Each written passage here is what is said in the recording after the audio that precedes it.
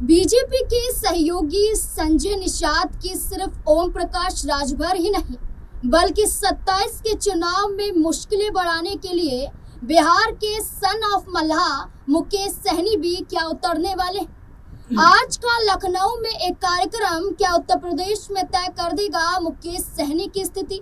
दरअसल उत्तर प्रदेश में 2027 में विधानसभा चुनाव तो होने वाले हैं, लेकिन इससे पहले बीजेपी गठबंधन में रार नजर आई। एक तकरार देखने को मिली और तकरार थी सीटों को लेकर, जहां ओम प्रकाश राजभर ने यह ऐलान कर दिया कि वो अब गाजीपुर की जहूराबाद से नहीं बल्कि आजमगढ़ की अतरौलिया विधानसभा सीट से चुनाव लड़ेंगे। साथ ही साथ आजमगढ़ की 10 की 10 विधानसभा सीटों पर अपने प्रत्याशी उतारेंगे।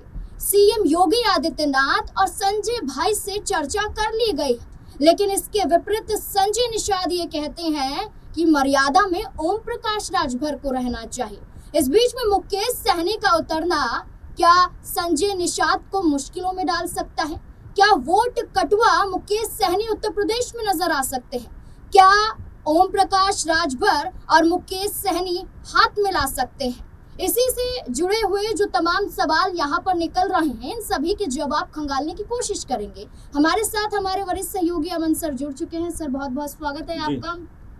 सर, मुकेश सहनी आज लखनऊ में और इनकी एक यात्रा कहें, कार्यक्रम कहें, जो निषाद समाज रैली के जरिए देखी जाएगी, जिसमें इनकी मांग होगी कि जो निषाद समाज है उन्हें आरक्षण मिले, उन्हें एसटी के कैटेगरी में शामिल किया जाए। ये ऐसे मुद्दे हैं जो जनता से जुड़े हुए मुद्दे हैं, जमीनी मुद्दे हैं जो लंबे समय से संघर्ष में देखे जा रहे हैं। मुकेश सहनी का उत्तर प्रदेश में जाना क्या वाकई वोट कटने जैसा माना जाएगा? ये बड़ी भूमिका अदा भी कर सकते हैं। देखिए बिल्कुल नाज़मीन, अगर हम कुछ दिन पहले के एक बयान को देखें तो उसमें संजय निषाद रोते हुए नजर आते हैं। कहते हैं कि भाई मैं अपने समाज के लिए कुछ कर नहीं पा रहा हूँ, हमारे बच्चे लिख नहीं पा रहे हैं, पढ़ नहीं पा रहे हैं, मतलब बेहतरी हमारे समाज की नहीं हो रही है। और इसी जो तर्ज पे अब जो कह सकते हैं कि सन ऑफ मल्लाह के नाम से जाने जाते हैं मुकेश सहनी, वो उत्तर प्रदेश में पहुंचे हैं और ये कहते हुए नजर आते हैं कि भाई मल्लाह समुदाय को भी आरक्षण मिलना चाहिए और तमाम तरह की सुविधाएं उस समाज को मिलनी चाहिए ताकि अपना जो जीवन का स्तर है वो बेहतर करते हुए नजर आ सकें, एजुकेशन में आगे बढ़ें और तमाम जो चीज़ें कह सकते हैं कि जीवन के लिहाज से बेहतर होती हैं उनको बेहतर करते हुए नजर आए। तो ये मुकेश मल्लाह का या मुकेश जो सहनी है उनका कहना है कि मल्लाह समाज को यहाँ पर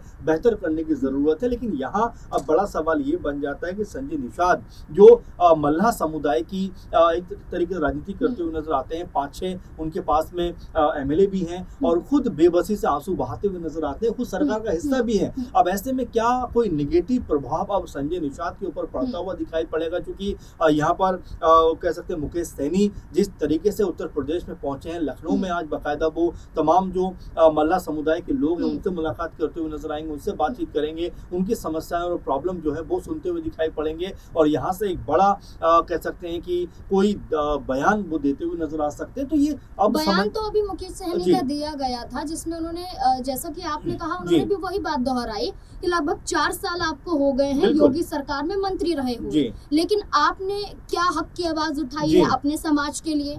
आप रोते हैं ऐसे वक्त पर जब लंबा समय निकल जाता है। देखिए जाहिर बात है नाज़मीन कि 4 साल आप सरकार में हैं, लगातार हैं, आप मंत्री भी हैं, ऐसा नहीं है कि कोई आम कार्यकर्ता होते, सरकार से बाहर आप होते और इस तरह की बात करते तो शायद समझ में भी आता। लेकिन यहाँ पर आप सरकार का हिस्सा हैं, मंत्री हैं और तमाम तरह से एक समुदाय को रिप्रेजेंट करते हुए नजर आते हैं। लेकिन आपकी आंखों में जो बेबसी है, जो आंसू हैं, आप सपा बसपा के ऊपर आरोप तो लगाते हैं लेकिन बीजेपी को लेकर आप कोई बात कहते हुए नजर नहीं आते। और इसी बात को लेकर मुकेश सहनी जो पहुंचे हैं वो ये कहते हुए नजर आ रहे हैं कि भाई आपका हक हम आपको दिलाएंगे। सन ऑफ मल्लाह के नाम से, जैसे मैंने बताया, उनको पुकारा जाता है बिहार के अंदर और बीजेपी के खिलाफ जो कह सकते हैं एक माहौल क्या वो यहाँ पर बना सकते हैं क्या, इसी जरिए इसीलिए वो उत्तर प्रदेश में दाखिल हुए हैं क्योंकि यहाँ पर जो निषाद समुदाय की राजनीति है उसको क्या वो कैप्चर करने के लिए यहाँ पर आए, क्योंकि संजय निषाद का जो साथ है वो निषाद समुदाय ने, मल्लाह समुदाय ने बहुत ज़्यादा दिया है। उसी को देखते हुए क्या अब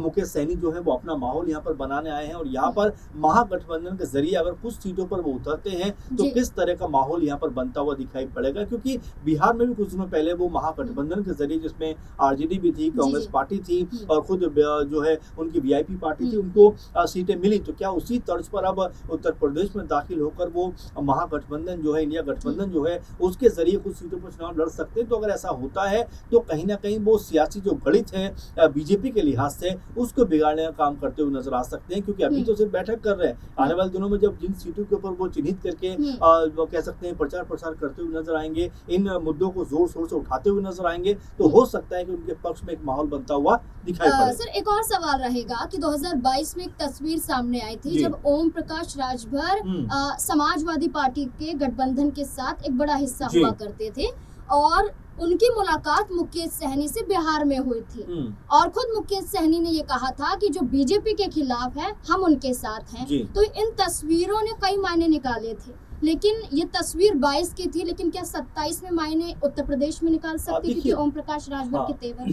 देखिए बिल्कुल नाज़मीन, और राजनीति यही चीज का नाम है कि जब रिश्ते और तमाम तरह के ताल्लुकात जो होते हैं वो मौके पे टिके होते हैं। जब आपको लगता है कि भाई हमारे लिए कोई मौका नहीं बन रहा है, हमारे लिए कोई स्थिति बेहतर नहीं हो पा रही है, तो आप उससे अलग होते हुए नजर आते हो या नई संभावनाएं तलाशते हुए दिखाई पड़ते हो। अब आप देखेंगे ओपी राजभर जिस तरह की बातें करते हुए नजर आ रहे हैं कि भाई हम आजमगढ़ से चुनाव लड़ेंगे, जो अतरौलिया की सीटें वहां जाएंगे, दीदारगंज जाएंगे और तमाम सीटों की बात करते हैं जो 9 सीटें आजमगढ़ के अंतर्गत आती हैं कि भाई हम सब पे चुनाव लड़ेंगे। तो आप समझ सकते हैं कि अभी से उनके जो बागी सुर हैं वो यहाँ पर कह सकते हैं सुनाई देने लगे हैं। उसमें संजय निषाद भी कहीं ना कहीं उनके ऊपर कटाक्ष करते हुए दिखाई दे रहे हैं। तो आप समझिए कि पूर्वांचल में हो सकता है कोई बड़ा खेल इस बार होता हुआ दिखाई पड़े, क्योंकि ओपी राजभर ने जिस तरह से ये बात कही है कि भाई हम 200 सीटों के ऊपर चुनाव लड़ेंगे, अभी तक ऐसा सुनने को नहीं मिला है कि बीजेपी से बात हो गई है या बीजेपी के साथ बैठक हो गई है, बल्कि वो खुद की मनमानी बात करते हुए दिखाई पड़ते हैं। इसलिए हर चीज का अपने आप में मायना होता है और कोई बड़ी बात नहीं है कि यहाँ पर ओपी राजभर एक बार फिर सपा के साथ आते हुए दिखाई पड़ जाए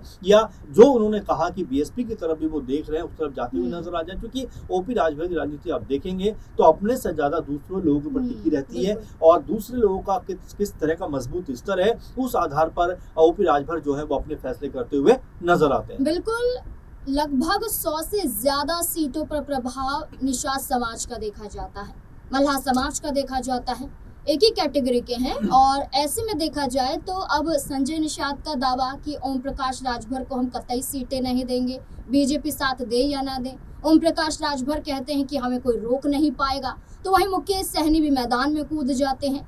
ये 3 बड़े पिछड़े वर्ग के चेहरे ये साबित करने में लगे हुए हैं उत्तर प्रदेश में अपनी अपनी राजनीति और वोट साधने को लेकर इनके चेहरे दिखाई दे रहे हैं। लेकिन असर क्या छोड़ पाएंगे, क्योंकि समाजवादी पार्टी का कद भी मजबूत नजर आता है। बिना गठबंधन के लिहाज से भी देखें तो सपा एक मजबूत चेहरा है, एक मजबूत दल है। लेकिन इस पूरे मुद्दे को लेकर अब आपको क्या लगता है कि क्या मुकेश सहनी का उत्तर प्रदेश में पहुंचना क्या वाकई प्रभाव डाल पाएगा? क्या लगता है आपको? अपनी राय कमेंट सेक्शन में जरूर दें। देखते रहे SPN9 न्यूज़। धन्यवाद।